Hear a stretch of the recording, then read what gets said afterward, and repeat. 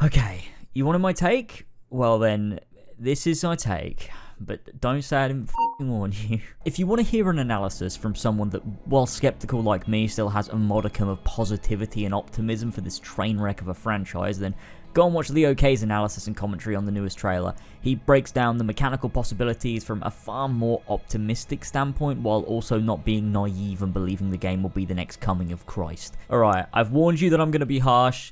I have given you an alternative. If you stick around, it's your fault. But I will just take a second to plug my Patreon. Feel free to skip to this timestamp if you just want to hear about the man in the hood. I get it.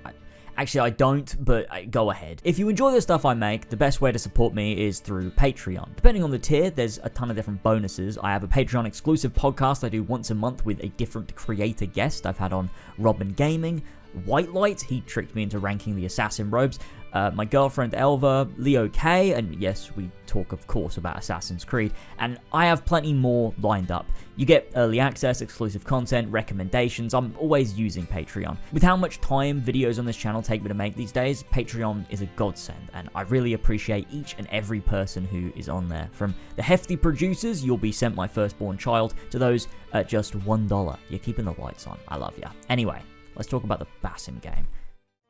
I need you all to know up front, this video is a cash grab. It's also an excuse to use up my Mountains of Valhalla footage that I captured for the critique I never made 2.5 years ago, which is, by the way, a reward on my Patreon, but it's mainly a cash grab. Everything else I make on my channel, I have a deep and genuine passion for. I love making videos, I love talking about this stuff, and even though this video will maybe have something worthwhile to say, it's first and foremost a way for me to make some quick money.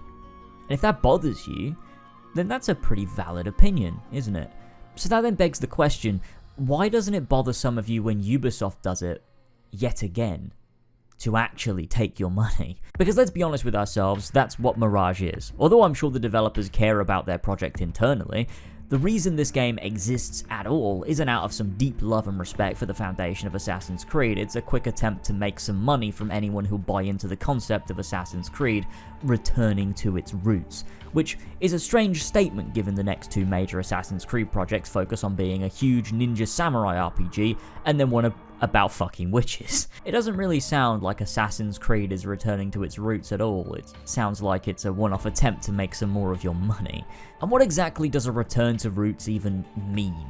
Because this game in almost no way resembles the first Assassin's Creed, at least not in the ways that actually matter. I made an in-depth video on Assassin's Creed 1 at the start of this year, which I'll link in the description if you want to hear my thoughts in far more detail. The buildings are similar-ish. Sure, they have a familiar architecture, but with the Origins to Valhalla engine, I failed to see how exactly that intends to play with these environments in a way that doesn't totally suck. Player agency is neglected by these RPG entries in terms of navigation and expression, and with that being the basis here, I don't see a world where these environments are utilized in a way that makes you feel good for achieving something that you genuinely chose to do, like you could in the earlier games with complex mechanics. Every piece of footage we see is essentially hold, forward, and climb, and in a game where the entirety of its marketing revolves around it being a return to form, you'd think they'd try and showcase something with a bit more depth to, prove that claim to be true. The stealth seems to be based around crouching behind guys and stabbing them, as well as automatic multi-assassinations that completely automate the process with very little in the way of social stealth and meaningful strategic planning with actual stakes. There are some games that handle stealth in a similar way, and while fun, they are absolutely not stealth games in the same way Assassin's Creed was. Spider-Man PS4, for example, or Ghost of Tsushima, they allow for a fun experience, for sure, but translating that over straight to Assassin's Creed doesn't actually create a well-thought-out and sincere Assassin's Creed experience. It's just cherry-picking features from other games and copying them over to superficially implement elements people imagine are linked to the idea of Assassin's Creed. AC1 was a very different beast with a huge focus on social stealth, literally becoming one with the crowd through your intimate moment-to-moment actions. The Ezio trilogy followed this with gadgets and tools for self-expression.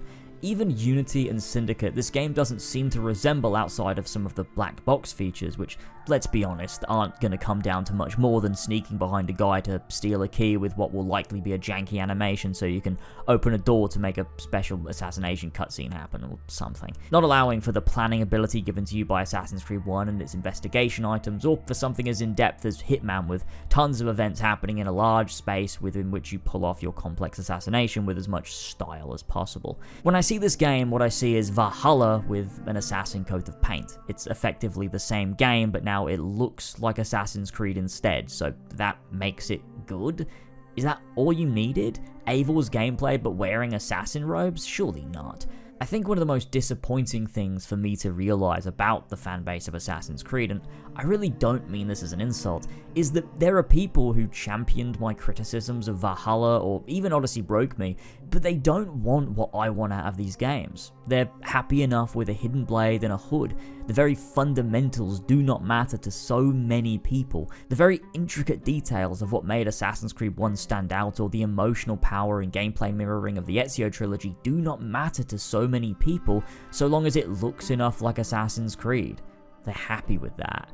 And look, that's fine, but I feel it misses the central point of my criticisms of those games, in favor of something far more superficial, and it makes me sad, because the games can be taken so much more seriously. They can be narratively sophisticated, mechanically deep, genuine in their attempt to create something moving and kinetic and beautiful. But Mirage isn't this. It's a lukewarm attempt to reheat the classic formula using an engine that was built for a Viking simulator, to rake in your money while they work on their next Odyssey RPG and game about fucking witches. Why did something as artistically intelligent as Assassin's Creed 1 become nothing more than junk food? I find it hard to articulate why Assassin's Creed 1 means so much to me and why it's so special in less than 40,000 words, but the key word is focus. It's lightning focused on creating something where all of the cogs and all of the moving parts have something to say to each other, and thereby the audience, to create genuine emotional resonance. From things as loud and obvious as spoken dialogue and gameplay mechanics to something as quiet and subtle as the HUD and color grading. Assassin's Creed 1 works to form this honest, perfect, harmonious experience, and to say Mirage is even close to that is genuinely insulting. And look, I get it, lots of people do not care about this in the slightest, and that's fine. You don't have to care. You just want to run around in a hood and stab things. Bloody good for you. But it doesn't make my criticisms any less valid just because you want something more shallow than I do. I expect better, because I once got better. And believe me, I was right alongside you with Valhalla, so I'm not judging you. That game got me by the fucking balls because it had the faintest hints of things that I really loved, but it was after pondering and realizing and taking the game in that I came to realize that those little hints meant fucking nothing, because the substance, the core of the game, did not speak to anything that resonated with me originally when I fell in love with this franchise. And that's ultimately the thing that made me finally jump ship and disconnect. And since doing so, I've actually come to appreciate the games that I loved even more than I already did, which is honestly kind of a beautiful thing. I think a core example of how this game fundamentally fails to uphold the principles of the first Assassin's Creed is in something as simple as the Prince of Persia cosmetics. People will likely see this as harmless and a wasted point of critique, it's just a cosmetic after all, but let me try to explain why that line of thought is exactly what disintegrated Assassin's Creed in the first place. You see, Assassin's Creed 1 was very diegetic. I talk more about this in my Assassin's Creed 1 retrospective, but the idea was that you weren't just playing a game, you were experiencing something. There were layers. Every game aspect was altered to feel part of a realistic universe. The HUD was baked into the animus. Every option in the menu was part of the story. The map was something Desmond could see and interact with. The health bar indicated Desmond's level of sync, and every action that took him out of sync was recorded there for the player to see. It worked as a health bar, but it was so much more in context. The reason this is important is because it built the very foundation that is Assassin's Creed 1. There were no cosmetics in Assassin's Creed 1, nothing to break the absolute perfect synchronization between Ancestor, modern day, and you, the player. It was beautiful. It's fucking art, man. Now, of course, plenty of people won't care. I understand you just want to play a cool action game set in history, that's fine. But I find the purposeful exclusion of particular elements to be what made the first Assassin's Creed so powerful, so focused, and so genuinely inspiring. That first game is a piece of art to me, and to suggest that Mirage is a return to that is quite plainly an insult in more ways than one. But the cosmetic items are just one of those ways, a thing that detracts from what made Assassin's Creed, a misunderstanding of its fundamental DNA. And you might say, well, that was 16 years ago, come on man, they obviously aren't going back that far. As long as it aims for unity, then it's going in the right direction, and absent of the fact it doesn't even evoke the attempts at mechanical depth of Unity, it's very clearly aiming for Assassin's Creed 1. It wants to look like Assassin's Creed 1, but completely misunderstands why that game works as well as it did. And I think for me it comes down to one simple premise. I just expect a new game to at the very least, be as good as the very first entry in that same franchise. I'm telling you, if Final Fantasy 16 isn't as good as Final Fantasy 1, then we've got a fucking problem. If Uncharted 4 was somehow worse than Uncharted 1, we'd have had a fucking problem. But for some reason, when you suggest the same with Assassin's Creed, people lose their shit. How dare the new Assassin's Creed be as good as a 16-year-old title? What a mind-boggling thing to argue.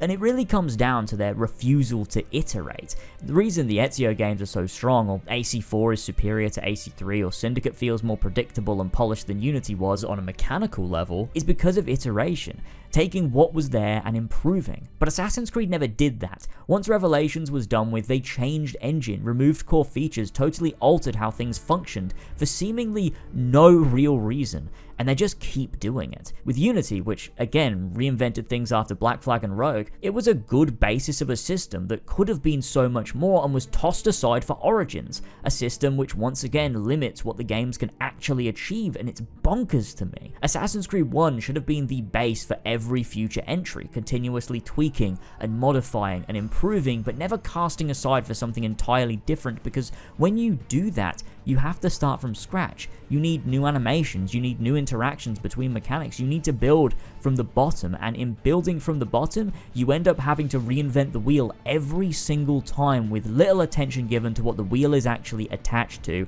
and you end up with stagnation. This is a concept that most hardcore AC fans completely understand. I'm probably preaching to the choir here, but Leo K explains this in much more detail than I can in his video, which again, I really recommend you watch.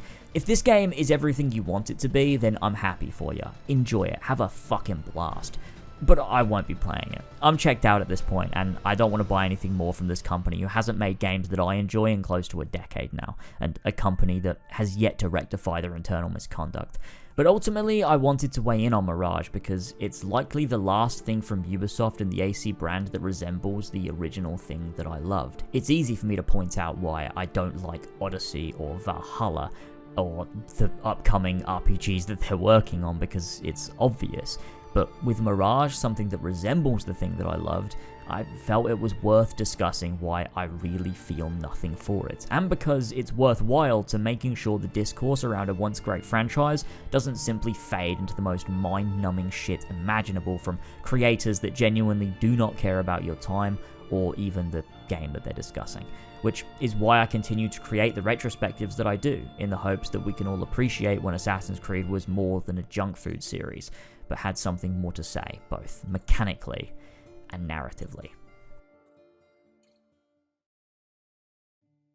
Thanks for watching, everybody. I really hope you enjoyed this. I'm sure that even though I gave the warning at the beginning, people will be mad as fuck in the comments, and that's fine. You're just adding engagement and the video will get pushed out, and I even make more money off this thing, which is the whole point in the first place. But what I said was genuine. I meant everything that I said. This is how I feel, this is my take, and I don't imagine I'll have anything more to say in video form on future Assassin's Creeds, because you look at Codename Red and you know, my criticisms of that will be the same criticisms I had of Odyssey. It's no different. You look at Hexane, it's like, yep, same criticisms I have of their mystical DLCs. Like, it's just not focused on the things that Assassin's Creed should be focused on. It's easy to criticize.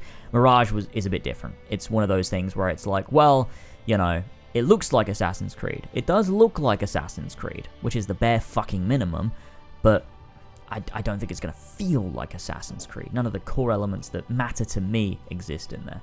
I do mean what I said though. Look, if you think the game looks cool and you want to enjoy it, and you want to enjoy it as junk food, absolutely fucking fine. That's, you know, go ahead. I really hope you enjoy it. I really do. I hope anyone that plays Mirage gets joy out of it and they feel happy, and, you know, that's it. That's it. But here's my take, because people keep asking me. I just had to do it, man. I had to give the people what they want. People won't shut the fuck up. They want to know what I have to say about Mirage, and I felt like it was worth doing because so many people keep asking, and because it's easy fucking money at the end of the day. You know what I'm saying? Exactly. I guess me and Ubisoft aren't so different, although I don't sexually harass anybody at all. I want to make that clear. I am going to make a retrospective on Assassin's Creed 4. I promise that will happen. I have decided on it now. It'll be early next year, so there's that. Now you can stop asking me. Please stop asking me when I'm making the AC4 video. It's okay, I'm making it. Stop, please. Thank you so much to my Patreon producers and master assassins: Cabbage, Ethan, Arenathon, I can't say that name. I can't say it. What the hell, Carl? Carl Frederick Wibro. Connoisseur Sam is paying James's water bill. Damien, the not-so-orange gnome. Flash Paradox, and TJ. Anyway, that's it from me, and I'll see you soon. I probably won't read the comments, I'll be honest with you. I'm probably not going to read any of the comments on this video. But feel free to discuss amongst yourselves. Love ya. New videos coming soon. Catch you soon. Bye-bye.